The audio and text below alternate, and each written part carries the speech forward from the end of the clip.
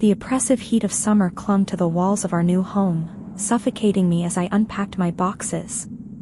The house was old, its wooden floors creaking under my footsteps. I glanced out the window, watching the sun dip below the horizon, casting long shadows across the yard. The trees whispered secrets, and the wind carried a chill that had no place in July. My mother had met him at a charity gala, a whirlwind romance that left her breathless. His name was Victor, and he was everything she'd ever dreamed of, tall, dark, and mysterious.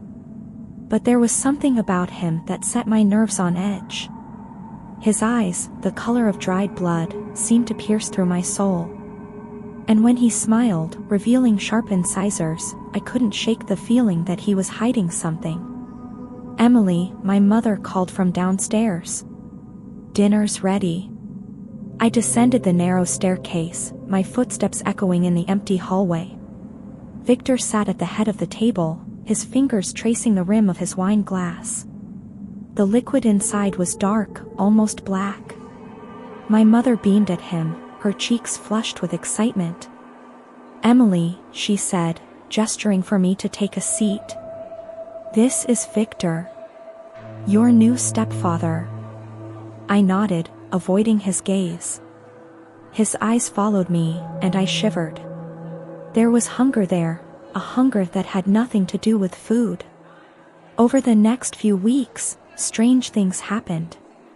The neighborhood cats disappeared, their collars found abandoned in the alley behind our house. Victor would leave at odd hours, returning with dirt-streaked clothes and a wild look in his eyes. And then there were the mirrors, every reflective surface in the house covered with heavy curtains.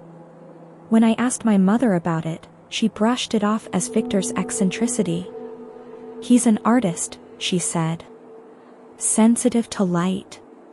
But I knew better. I'd seen him in the garden, his face turned toward the moon, lips moving in silent prayer.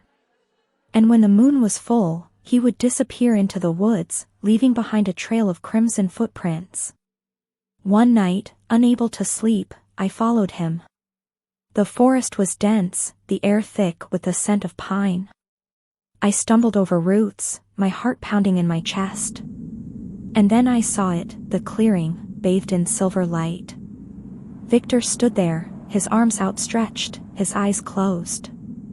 His skin glowed, ethereal and otherworldly. And then he turned, his gaze locking onto mine. His lips curved into a smile, revealing those sharp teeth. "Emily," he said, his voice a velvet whisper. "You shouldn't be here." "Why?" I asked, my voice trembling. "What are you?" He stepped closer, the moonlight casting shadows on his face. "I am older than time," he said. "A creature of the night." "And your mother," he glanced back at the house. "She was a gift. A vessel to carry my seed." My blood ran cold. "Seed?" He nodded. "Our child will be powerful, Emily. A hybrid of human and vampire. The blood moon's embrace." I stumbled backward, my mind reeling. "No," I whispered. "You're lying." But he was already upon me, his mouth at my throat. I felt the sharp sting, the rush of warmth as he drank from me. And as my vision blurred, I saw the moon above, its light bathing us in silver. When I woke, I was alone in the clearing. The wound on my neck had healed, but the hunger inside me remained.